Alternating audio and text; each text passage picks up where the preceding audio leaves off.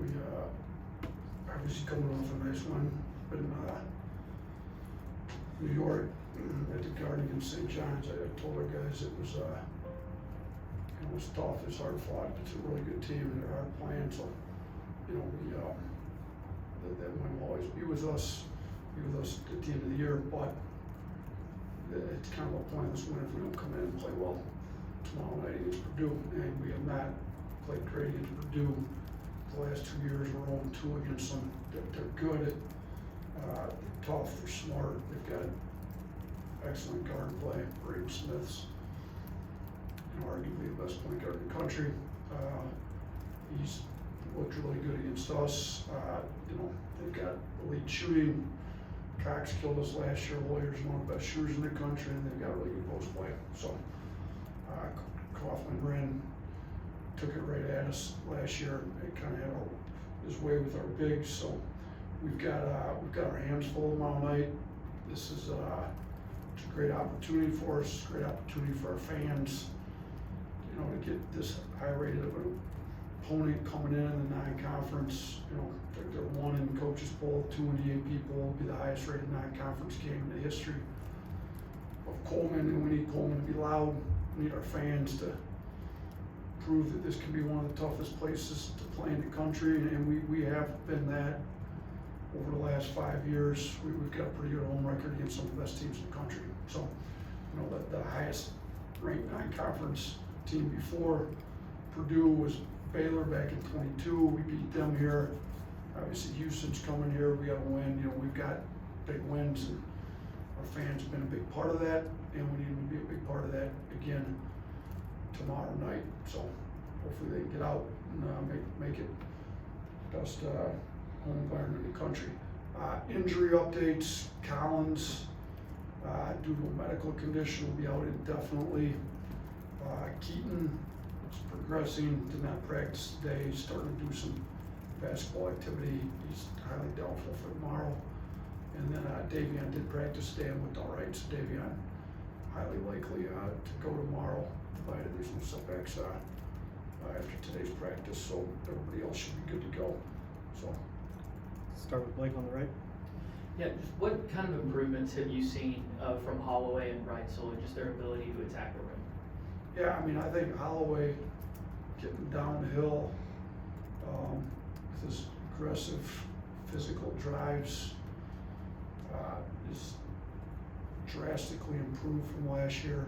He never really turns it over. He's always been great taking care of the ball, but almost to the point where he wasn't aggressive enough because he was so gun shy turning it over. Now I think he's got that fine balance figured out. He still doesn't turn it over, but he's aggressive, gets downhill. He's got a unbelievable finishing package. He's got the floaters, he's got the high off the glass scoop shots. He can get it up early, go right off right.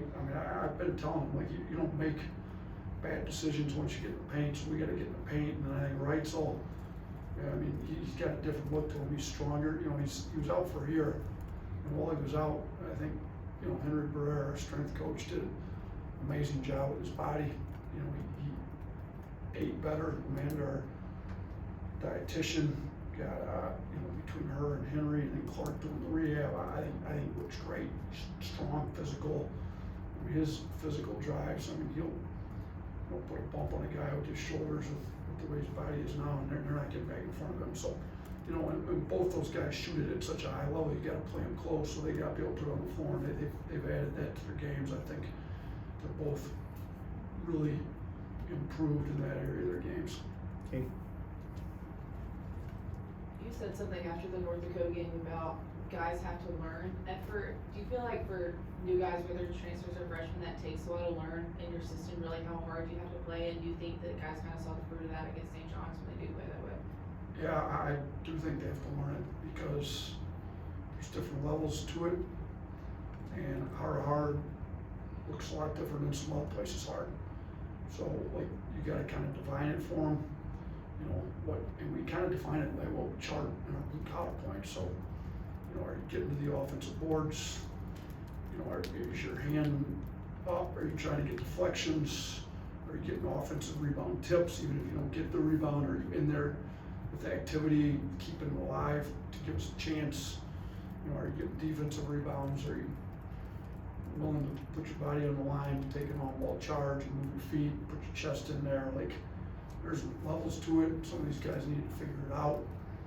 You know, graded it on a scale of 1 to 10. I think some of these guys thought they were giving max effort, and they were really giving us about a 6 out of 10. And they need to figure out how to get to a 10 out of 10. And I think we saw a lot more 10 out of 10s against St. John's than we did against North Dakota. Charlie. You talked about kind of turning the page from the St. John's win. How have you seen the guys kind of respond to practice and approaches, especially so many of the new and young guys you have in the program? Yeah, so we've had 3 practices. You know, we got back late Saturday night. The whole, we were supposed to be back before the football kicked off. The whole air traffic control disaster just sat on the runway for the whole day. Yeah, I mean, what was the point of tipping off at 11 o'clock Central? We did not take off from the airport. We didn't take off until after the football game kicked off. So, you know, we get back super late Saturday night, spent the whole day traveling. Then we did give them off Sunday. So, you know, got with the trainer, got some rehab, and we practiced Monday, Tuesday today. I thought Monday was pretty good. Honestly, I didn't think Tuesday was very good. Like, we've got to, now, part of it is we got some guys banged up, and we're trying to make sure that they're not getting any more banged up and be as healthy as we can for the games. But, you know, because you shorten practice and go lighter doesn't mean it's a off day or a lighter mentally day. So just because we're taking it lighter physically on them doesn't mean, so we've got to get better than that. We got to get better leadership. But I thought today they bounced back and they had a really good practice, super locked in. Everybody's on point. You know what we want to do in the scouting report now, knowing what we want to do and actually be able to execute against one of the best teams in the country, and they are the best execution team. I mean, they've got gazillion sets and 6 different counters to everything they do. So, you know, there's no way you can have every play that they run down. That it's impossible. But I think our guys were locked into the concepts that we've got to have done, and I thought they were really good today. We just moving forward, we got to have 3 great days going into these really big games. Nick. Yeah, with Collins out for the time being, where does that leave your front court, you think? Yeah, thin. I mean, you know, it's not just Collins, it's Keaton's probably out too. So, you know, Aiden and Noah really need to give us great minutes at the 5 spot. And they played pretty tough. I thought they were both physical and played hard, tough. You know, too many fouls, but they were tough against St. John's. Now we got to get some production. They got to finish at the rim. I think, you know, those 2 and Collins combined to go 3 for 8 at the rim. That's not good from your center spot. So we got to do a better job finishing at the rim. They got to go get some rebounds. Like, they can't just box the other big out. They need to go get some rebounds too. So, you know, we're a little thin there, but I do think Aiden and Noah can handle that. Taylor is kind of our only true 4 at that point. So, you know, if you go small ball and put Taylor at the 5, like who do you put at the 4? Well, Omari's averaging almost 10 rebounds a game, and we had 10 against St. John's. So, you know, maybe you can go 4 guards. I mean, essentially, that's what you're gonna have to do if Taylor goes to 5. If Taylor's at the 4, you know, he needs a break. You gotta go 4 guards. So there's gonna be plenty of chances we have 4 guards out there, which means the bigger guards, Amari, Davion, Houston, they're gonna have to get in rebound the ball a little bit. But yeah, our front court's thin. But go back to the year we made the Final Four run. We started Rylan Griffin at the 4 spot. I mean, look, we started 4 guards. I mean, Rylan, it's not 4. So we can play small with the way we play. We're just gonna have to make some tough physical plays, and we got to rebound the basketball on our defensive end. Hunter. Yeah, just what are the kind of the pros and cons of facing a Purdue backcourt that was the same as last year, given what they did against Alabama last year? Yeah, I mean, I think our returners will hopefully feel like they, you know, need to prove themselves against these guys, because I mean, LeBaron played well, very good offensively, but on our defensive end, we weren't very good. And then, you know, we need the other guys in the backcourt to play well too. We need LeBaron to have a pretty good game. He played well against St. John's, played well against these guys last year, but defensively we got to do a better job. I mean, that's easier said than done. Braden Smith's one of the best all-around point guards, you know, when you talk about skill, pass, dribble, shoot, I mean, he's got all of it. Sees the floor well, ridiculously high IQ, knows how to run their offense. I mean, it was like, for basketball junkies, he's a fun player to watch. For the coach going against him, he's not very fun to watch.